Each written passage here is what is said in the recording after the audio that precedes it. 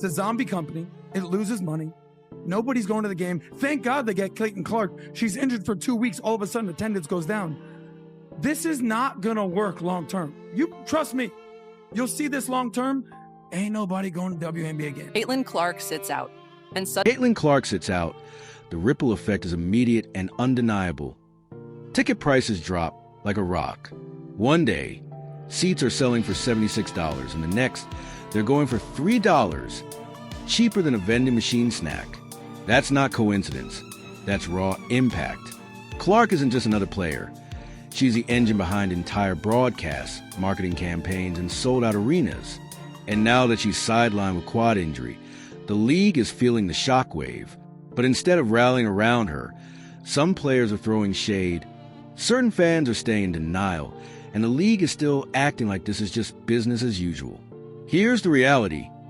Caitlin Clark might not just be the face of the WNBA. She might be the reason it's still standing. Let's talk numbers.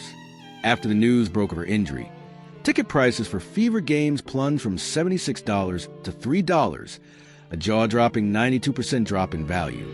That's not normal. And it wasn't just in Indiana. Prices dropped in Washington, in Chicago, and beyond. Some fans didn't just pay less. They didn't show up at all.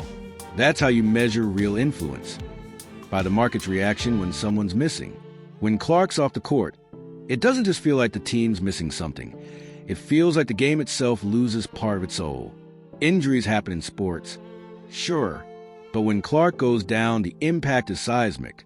Attendance drops, viewership slips, broadcast priorities shift. Even arena operations feel the hit. Since Indiana announced she'd be out for 2 weeks, ticket prices have fallen from an average of $137 to just $80. Some people paid as little as $4. That's not a dip, it's a cliff. Now imagine that happening in the NBA. Imagine LeBron James missing a couple of weeks, and suddenly the Lakers can't sell out. That's what we're dealing with. Caitlin Clark is redefining star power in the WNBA. Her presence doesn't just elevate the Fever. It turns every game into a national event. Without her, the lights don't shine as bright. The crowd buzz fades and the stakes feel lower. This is more than just basketball. It's a business. And right now, her absence is costing that business big. Can we be clear about this? If Caitlin Clark were not in the WNBA, we would not be talking about the WNBA. She is the only ticket draw in the WNBA. A large percentage of all tickets sold in the WNBA are so people can watch Caitlin Clark play basketball. No one cares about Angel Reese. She'd be drawing flies if she were playing not against Caitlin Clark on the court right now. Angel Reese has basically become the Bill Laimbeer to Caitlin Clark's Larry Bird, essentially. That is where we now are. You know you've made it when entire arenas change just because of your name on the schedule. The Washington Mystics moved a game to CFG Bank Arena in Baltimore. The Chicago Sky, they went from Wintrust Arena to the United Center that's 20,000 seats, all to capitalize on the Clark frenzy. Then the news dropped. She's injured. Those 86 seats for the June 7th Clark vs. Reese showdown, they dropped to $25 overnight. Some resale listing. You know you've truly made it when entire arenas get upgraded just because your name is printed on the schedule. That's exactly what happened with Caitlin Clark. The Washington Mystics moved their game to CFG Bank Arena in Baltimore, and Chicago Sky ditched their usual Wintrust Arena for the 20,000-seat United Center, all to ride the Clark wave. Teams weren't just hosting games. They were preparing for a spectacle. But then the news hit. Clark's injured. And just like that, the hype took a nosedive. Tickets that were selling for $86 ahead of the highly anticipated June 7 Clark vs. Reese showdown suddenly dropped to $25 overnight. Some resale prices even dipped below the cost of a movie ticket. That's not just a drop in demand. That's the collapse of momentum. And here's the wildest part. Caitlin Clark isn't some 10-year league veteran. She's a rookie who didn't just change ticket prices. She changed the entire game plan. Teams literally redesigned their venue strategies to accommodate the gravitational pull she brings. That's not marketing, that's a seismic shift. Yet, somehow, people within the league are still asking, has she earned it? Earned what exactly? The right to be the reason seats are filled? The right to be the reason broadcasts have record ratings? The right to be the financial lifeline for an entire league? Come on, this isn't just hype, It's hard evidence. Caitlin Clark isn't just a future. She's the now, and everyone else is cashing the checks her name is writing. You run inside and hide from the rain. So the WNBA says they want to get paid more. They're saying this year they're going to make $1 billion. That's what they're saying, okay? For the first time ever. Now that Caitlin Clark is hurt for 2 weeks, did you see ticket prices? Insane. Let me read you the ticket prices. Let's address the... Clark isn't just a key player for the Indiana Fever. She's the economic engine powering the entire WNBA right now. She moves the needle in every measurable way. She shifts ticketing strategies, drives ad campaigns, boosts broadcast ratings. And when she's not in the lineup, the whole system starts to crack. She's not just a scorer. She's a draw. Not just a shooter. She's a full-blown sensation. When was the last time a rookie had this kind of league-wide influence? Maybe Zion Williamson had a moment like this in the NBA. But even then, the league didn't hang on every single minute he played. With Caitlin, it's different. Her presence or absence changes everything. There are players who help teams. There are players who help cities. Clark is helping an entire league stay relevant, profitable, and buzzing with energy. Take May 30th, for example. Indiana played the Connecticut Sun, and Clark didn't even suit up. Still, over 16,000 fans showed up. That's not just a good turnout. That's playoff-level attendance for a regular season game without the star. Some fans paid as little as $4, but they still came. Why? Because maybe she'd wave, maybe she'd smile, maybe she'd just be sitting on the bench. That's superstar influence. That's Taylor Swift, showing up to an NFL game levels a draw. And in women's sports, that kind of gravitational pull is almost unheard of. Meanwhile, the league is treating all of this like it's just business as usual. The WNBA has waited years for this kind of attention and momentum, and now that they finally have it, they're dropping the ball. There's no marketing blitz, no protective officiating, no bold statement acknowledging the obvious. Caitlin Clark is the reason millions are tuning in. You can't treat a Ferrari like a golf cart. You can't treat a once-in-a-generation star like she's just another name on the roster. It's like getting struck by lightning, and instead of celebrating, you run inside and hide from the rain. When it comes to Caitlin Clark, now I've taken hits because I was calling it from day one. You got people that are resentful towards her, but it's really not about her, guys. It's about what she represents. Before she ever came along, there were a lot of outstanding basketball players who happened to be black females that was doing their thing on the WNBA level. And they never got this kind of shine. Some say, be real, the fans already gave her the badge. She's not just participating, she's elevating. If any other player were drawing 20,000 fans to arenas and pulling in 2.5 million TV viewers, the league would be building statues and throwing parades. But with Caitlin, it's different. Instead of celebration, she's met with resentment. Instead of support, she's surrounded by gatekeeping. And here's the truth. Gatekeeping doesn't build legacy. It blocks it. It stifles growth. It alienates a new wave of fans who are finally paying attention, who are finally showing up, who are finally invested. The WNBA has been asking for this level of attention for years.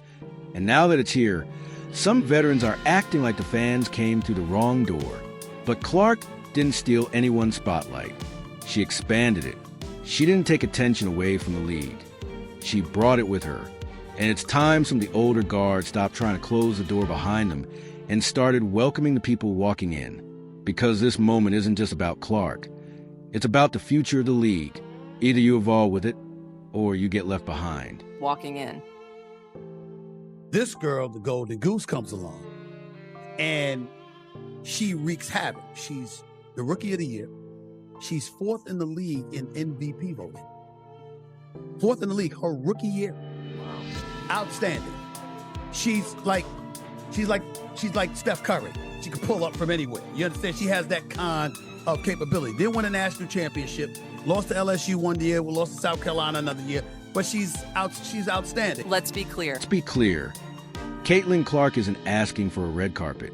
She's not begging for VIP treatment or demanding special rules. She shows up, competes, and takes more hits than almost anyone else in the league right now, and still gets back up. She's doing everything you'd want from a professional. Putting in the hours, staying humble, keeping her head down, and keeping her game sharp.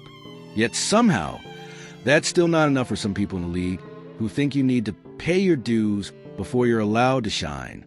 Newsflash, this isn't a sorority, it's a business that survives on revenue, ratings, and relevance. And Caitlin Clark is delivering all three. This isn't high school. You don't get to haze a freshman just because they're more talented than you were at that age. You embrace it, because if Caitlin eats, the whole league eats. It's not complicated. Every major sports network in the country is talking about Caitlin Clark, and not just ESPN. We're talking Fox Sports, CNN, even late-night hosts dropping her name. That's rare air. And it's not just her highlights that go viral. It's everything she does. She walks into an arena, cameras flash. She warms up, TikTok explodes. She takes a hit in a game, Twitter becomes a war zone. The media gets it, even if the league doesn't. Caitlin Clark isn't just a player. She's a moment, a storyline, a cultural movement in motion. If she scores 30, it's a headline. If she scores 9, it's a debate. That's star power. And no one else in the WNBA is getting that level of attention. So while the media runs wild with the Clark effect, what does WNBA Commissioner Kathy Engelbert do? She pens a long-winded article crediting her 3-pillar strategy for the league's success. Really? Let's be honest. Kathy Engelbert didn't go viral. Kathy Engelbert didn't drop 40 in the Final Four. Kathy Engelbert didn't crash ticketing websites. Caitlin Clark did that. The credit isn't a pie. No one's starving if you admit Clark changed the game. But pretending this boom was part of some 5-year marketing plan, that's tone deaf. Let's call it what it is. A once-in-a-lifetime player arrived at the perfect time, and the league better keep up. Let's play the what-if game for a second.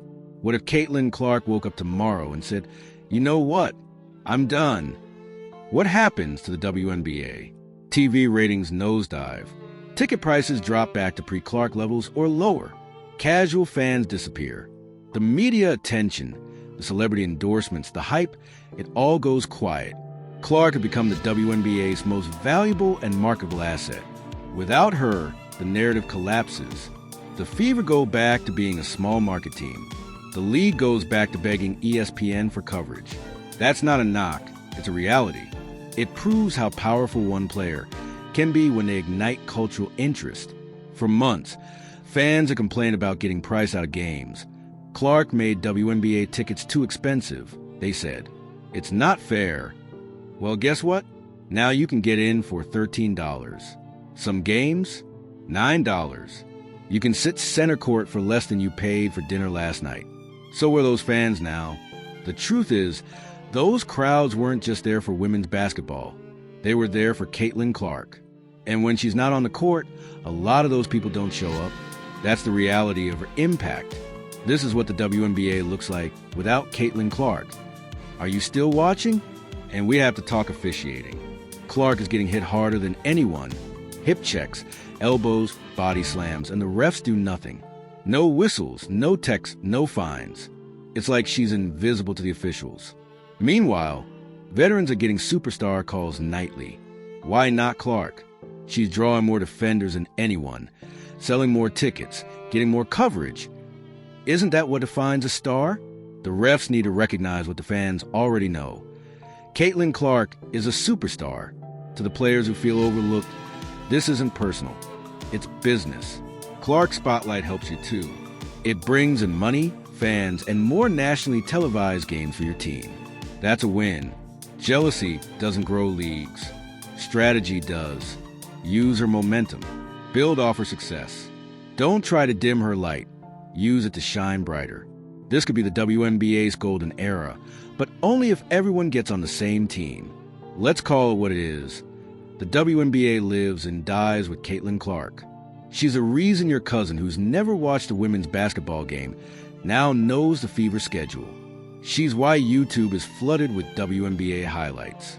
She's why your mom is texting you asking who Angel Reese is. That's power. That's presence. That's Caitlin Clark. So protect her, support her, promote her, because the league needs her more than it even realizes. And if she ever decides to walk away, the silence will be deafening. Now we want to hear from you. Should Caitlin Clark be getting superstar calls? Are the veterans being too salty, or do they have a point? Would the WNBA still be booming if Clark never went pro? Drop your thoughts in the comments below. Smash that like button if you believe in the Caitlin Clark effect. Hit that subscribe for more real talk like this. And don't forget to share this with fellow basketball fan, because this story is far from over.